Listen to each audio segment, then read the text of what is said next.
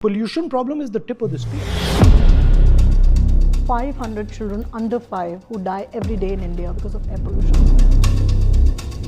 I also breathe the same air and it's terrible. No government health advisory. This is a chronic national medical emergency. This is all because of pollution.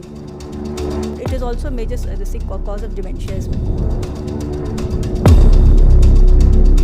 Everybody is affected by it. The poorest person who's living in Delhi and the richest person who's living in Delhi is affected.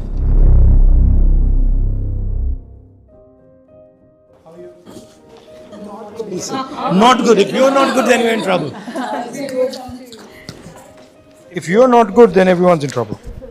Yeah, the mothers, you can't. How are you, Mr. Gandhi?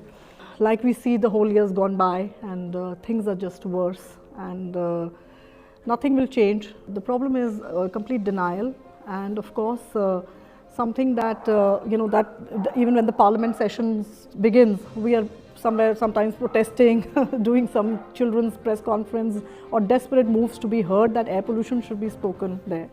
So we are very thankful and grateful that, as leader of opposition, you have taken this up before the parliament session. I think this is going to go down in history. So far, it's never happened. So this is the situation we are in. Children, of course, are more vulnerable, as we know, because they breathe faster, their lungs are developing. And this is how the faster breathing makes them more vulnerable to all this toxicity. And there are almost close to 500 children under 5 who die every day in India because of air pollution. Yet, this has never been an emergency. Even if the emergency word is being named, it's mostly named by citizens and organizations and think tanks, isn't it?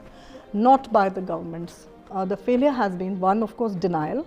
Two is also only showing optics, which is, say, the previous government had a smog tower. Now you want to do smog guns, sprinklers. You are creating pollution and you want to clean it. That is not the answer. You have to prevent pollution at sources.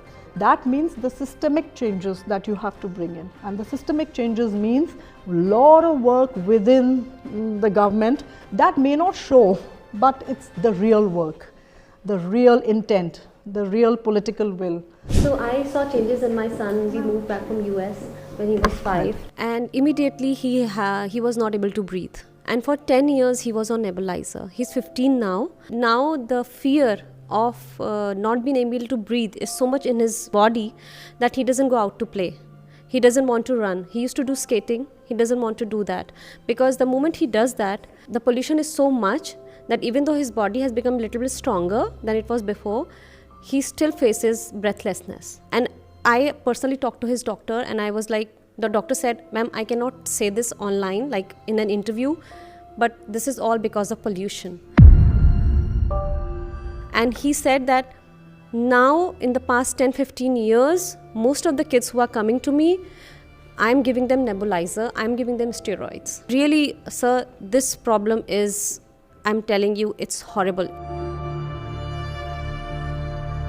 My daughter was born 10 years ago and she was literally born into this pollution, and the angst and anguish that we all share just watching our children grow, breathing this toxic air, and honestly, like imagining what it's doing to their lungs, how it's setting them up for failure for the rest of their lives. Every day, if you're breathing such toxins from the day you're born, we all know that it's going to result in something drastic later in life. So there's such denial from the government. There's no government health advisory. This is a chronic national medical emergency. What are we doing to a whole generation of kids? What does it set them up for? Just to be really, really sick adults who in turn will impact the economy. It will hamper our country that we all love so much. Like we are really, the reason that it's easy to ignore is because it's not happening today, but we all know from personal experience that it is going to just, be like a bomb in the next 10 years if we don't act now. We should have been acting yesterday, but we definitely need to act now. The reason there is pollution is because there are stakeholders who benefit from the pollution. Yes, And, absolutely. and to put it bluntly to you, they're more powerful than you are. Yeah. Right. And you know, like Right. Money Now, and now when you're power, talking political will, consequences of this power affect political will. I mean, if you have whatever 500 to 1,000 commercial units who are polluting Delhi, they have political power, right? And the problem is that the average citizen is not organized at all. So he has no political power. You already have a choice in terms of dealing with air pollution that many people in India don't have. You can go to the doctor, Yeah. right? So there are many people who I meet who say, my kids, Yes. that's it, done. Pollution problem is the tip of the spear. I'm more than happy to help you because I think this is important. I mean, I also breathe the same air and it's terrible. And you know, my niece and nephew grew up in it.